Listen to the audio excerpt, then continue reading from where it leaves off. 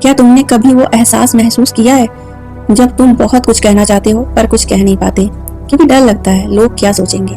T.S.. Eliot की मशहूर कविता the love song of J. Alfred Prufrock इसी डर, इसी चुप्पी और इसी अकेलेपन की कहानी है। लेकिन रुकिए, ये कोई रोमांटिक प्रेम गीत नहीं है, यह एक एंटी लव सॉन्ग है जहाँ प्रेम नहीं बल्कि आधुनिक इंसान की असुरक्षा बोलती है। टी.एस. इलियट 20वीं सदी के शुरुआती दौर के कवि थे। यह वो समय था जब पहला विश्व युद्ध, आधुनिक क्रांति और आधुनिक जीवन की भागदौड़ ने इंसान की सोच ही बदल दी थी। लोग मशीन बन चुके थे, भावनाएं पीछे छूट चुकी थी। इस पृष्ठभूमि में इलियट ने लिखा the love song of J. Alfred Prufrock. यह कविता एक आदमी के इनर मोनोलॉग है, उसके मन के भीतर चल रहे हजारों सवाल की आवाज। प्रूफॉक कहता है, let us go then you and I when the evening spread out against the sky like a patient etherized upon a table. यानी आओ चलें तुम और मैं, जब शाम आसमान पर इस तरह फैली है जैसे कोई मरीज बेहोश पड़ा हो ऑपरेशन टेबल पे। यह पंक्तियां चौंका देती हैं क्योंकि यहाँ कोई रोमांस नहीं, कोई खुशी नहीं, बल्कि एक मरीज, शून्य और बेजान माहौल है। शाम जो सुंदर मानी जाती है वो बिल्कुल लाइफलेस हो गई है। यह प्रतीक है आधुनिक जीवन की नीरसता का।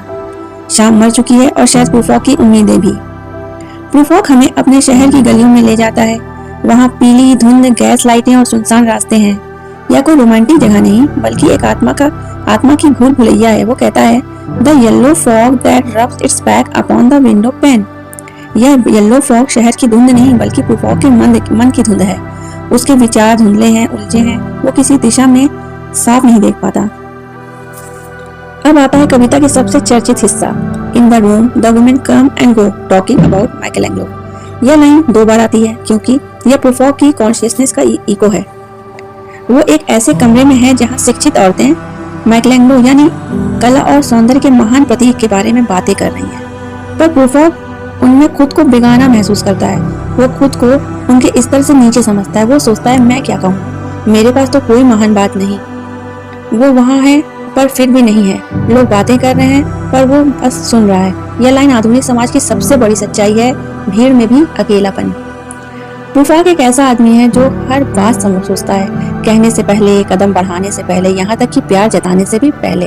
वो बार बार पूछता है do I dare disturb the universe. यानी क्या मुझे हिम्मत करनी चाहिए, क्या मुझे कुछ बदलने का अधिकार है। वो अपने बालों की, कपड़ों की, उम्र की चिंता करता है। उसे लगता है कि लोग उसे जज करेंगे। They will say, how is hair is going thin? यहाँ इलियट ने दिखाया है कि आधुनिक इंसान का सबसे बड़ा डर जजमेंट का डर है। वो इतना सेल्फ कॉन्शियस हो गया है कि खुद को जीना है, मतलब इतना सोच रहा है कि मतलब जीना ही वो भूल गया है। वो कहता है I have measure out my life with coffee spoons.